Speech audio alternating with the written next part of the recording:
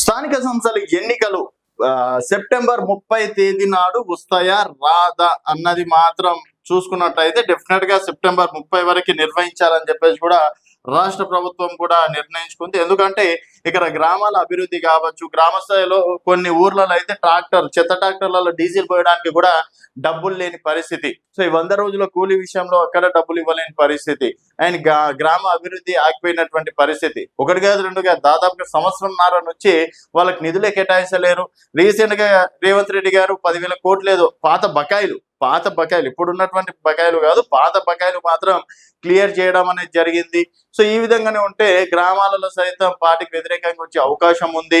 ఎందుకంటే ఎగ్జాంపుల్స్ కార్యకర్తనే అనుకుందాం, కాంగ్రెస్ కార్యకర్త అరే ఎలక్షన్స్ వస్తున్నాయని చెప్పేసి వాళ్ళని మెయింటైన్ చేసుకుంటూ వీళ్ళని మెయింటైన్ చేసుకుంటూ వస్తూ ఇంక ఎన్నికలు వస్తాయా రావా అని చెప్పేసి ఆయన కూడా నారాజు అయ్యే పరిస్థితి ఉంది. సో ఆయన అంటే కాంగ్రెస్ అధికారంలో ఉంది కాబట్టి కాంగ్రెస్ కార్యకర్త గురించి చెప్పినటువంటి సంభాషణ.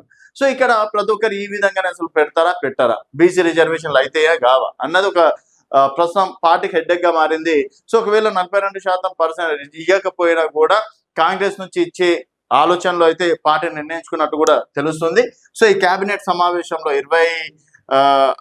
కేబినెట్ సమావేశంలో కూడా 42% రిజర్వేషన్ల పైన ఒక కొలిక్ వచ్చేసి అండ్ సెప్టెంబర్ 30 లోపు ఎన్నికలు నిర్వహించాలని చెప్పేసి పార్టీ కూడా నిర్ణయించినట్టు కూడా తెలుస్తుంది. దానికి సంబంధించి 16వ తేదీ నాడు కూడా పిఎస్సి సమావేశం కూడా నిర్వహించుకుంటుంది. సో రేవంత్ రెడ్డి అధ్యక్షతన కాంగ్రెస్ పార్టీ ముఖ్య నేతలతోటి, ఎమ్మెల్యేలతోటి, ఎంపీలు అలాగే మంత్రులతోటి కూడా గాంధీ భవన్ లో ఈ సమావేశం నిర్వహిస్తున్నారు. ఇక్కడ మాత్రం 42% పార్టీ పరంగా ఇచ్చేసి ఎన్నికలకు వెళ్లే అవకాశాలు మాత్రం స్పష్టంగా కనిపిస్తున్నాయి. దానికి సంబంధించి కూడా ఇప్పటి వరకు సర్పంచ్ బిల్లులు క్లియర్ చేయడం కావచ్చు, ఆల్రెడీ కలెక్టర్లు ఆదేశించడం కావచ్చు, ఎన్నికల సామాగ్రి కూడా రావడం అనేది కావచ్చు, ఇట్లాంటివి కూడా జరుగుతున్నాయని చెప్పేసి కూడా చెప్పుకోవచ్చు. సో ఏది అయినప్పటికీ సెప్టెంబర్ 30 వరకు అయితే రాష్ట్ర ప్రభుత్వం ఎన్నికలకి వెళ్తుంది, ఇది క్లియర్ కట్. దీనికి సంబంధించి కూడా పాదయాత్రలు కూడా ఆల్రెడీ మొదటి విడత పాదయాత్ర అయిపోయింది, సెకండ్ విడత పాదయాత్ర కూడా రేపు 25వ తేదీ నుంచి కూడా మొదలు పెడుతున్నారు. సో అక్కడ ఒక 5 రోజులు చేసిన తర్వాత మళ్ళీ ఎన్నికలకు కూడా వచ్చే అవకాశం ఉంటుంది.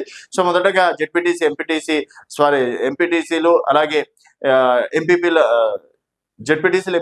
ఎంపీటీసీలు ఎన్నికలు నిర్వహించే అవకాశాలు అయితే స్పష్టంగా కనిపిస్తున్నాయి. దాని ద్వారా కేంద్రం నుంచి కూడా నిధులు వస్తే అంతే ఇంత మళ్ళీ డెవలప్ చేసే అవకాశాలు ఉంటాయి. ప్రస్తుతం రాష్ట్రంలో ఖజానాలు మాత్రం నిల్లని చెప్పేసి కూడా చెప్పుకోవచ్చు. ఆయన ఇప్పుడు ఇందిరమ్మ ఇల్లులు కావచ్చు, ఆర్టీసీ ఫ్రీ బస్ అని పెట్టారు, మహాలక్ష్మి పథకానికి ఇవ్వడం లేక గౌలిగూడ బస్ స్టాండ్ తాకట్టు పెట్టి యోచనలో రాష్ట్ర ప్రభుత్వం ఉన్నట్టు కూడా నిన్న ఏదో పేపర్లలో చూసినాం.